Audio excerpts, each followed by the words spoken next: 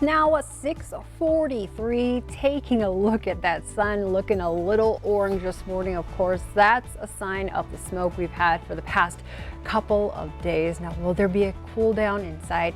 Ed has that answer for us in just a few minutes with his forecast. But for now, let's go ahead and get to the news. Our top story this morning, as Billings Public School students get ready for their first day of school today. Just a few days into their new school year, kids in Shepherd will have to stay home. The culprit, COVID-19. Classes in the Shepherd district are canceled for the next 2 days following a positive case. The superintendent confirmed the information in a Facebook post. Schools there will now undergo a deep cleaning. The district planned to check out laptops to all students in case a situation like this arose. However, they weren't able to get that done before they made the call. The superintendent said teachers will be contacting their students to let them know what they can work on today and tomorrow. Meanwhile, here in Billings, the students are heading back to class this morning. And of course, there are a lot of changes in store for the parents. MTN's Andrea Lutz is here to help us get ready for the first day of school. Andrea, tell us about some new last-minute details for block scheduling that was just announced by SD2 officials. Yeah, good morning, Victoria. You know, that has been kind of the big question for parents and some teachers actually and students is that block schedule. What is that going to look like and what is that going to mean? We're here this morning at Senior where students are about ready to descend onto the campus here and actually put that block scheduling to use. So it's going to be a little interesting to see how it works on the first day of school. But those changes were actually handed down just yesterday. So this is brand new information this morning for parents and students at the request of the health department to School District 2. This is how it's all going to work. The high schools will now have class periods 1 to 3 for 5 days, then switch and have periods 4 through 6 for the next 5 days and so on. It is a change from early last week when high school students would have spent 2 weeks in their first 3 class periods before that switch that was made to the later 3 periods.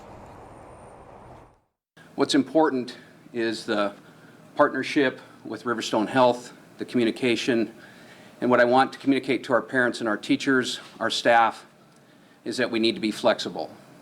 Are we approaching numbers that could place us into remote? Possibly. I want us to be ready to change at a moment's notice and move to the direction we need to move when we need to move. And so that really is the big message coming from School District 2 and from health officials, is just to remain flexible as we try and figure out how the school year is actually going to go this year. And if cases continue to rise like we've seen in Yellowstone County for the past week to the tune of about 12%, that's how many different COVID-19 cases we've seen rise, then School District 2 officials are going to have to consult again with health officials and see if they're going to have to go back to remote learning. But that being said, it is the first day of school, Victoria, and it is exciting for parents and students because it's been about 6 months since anyone has been on school and in classrooms. So happy first day of school. Thank you very much, Andrea. And even with classes back in session today, local health officials say they could close the schools if COVID-19 becomes unmanageable.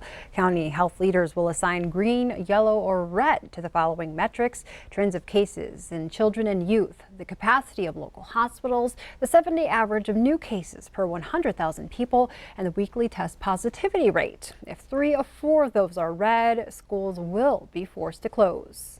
The clinical metrics we developed are designed to help us understand if things are getting better or if the direction is getting worse in our community, and how much of that direction is being affected by the schools being open.